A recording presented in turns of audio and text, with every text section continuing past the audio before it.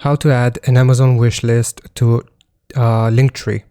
So first we want to hover over our name right here after we have logged into our Amazon account, and then we want to select the wish list that we would like to add to our Linktree. So I'm going to do this wish list as an example. As you can see, I have only one mouse put here, but basically if you want to add this wish list, all you have to do is click on send list to others, and then you want to click on view only and copy this link.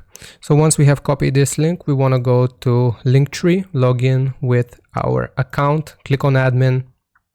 It will take us to this page right here, and we will see an option to add a link. So basically here's where we paste this URL. So right click and paste, and we can add it like so. And now we can change out also the name if we would like to, or edit this however we would like, maybe add an image or thumbnail, but this is how you add it.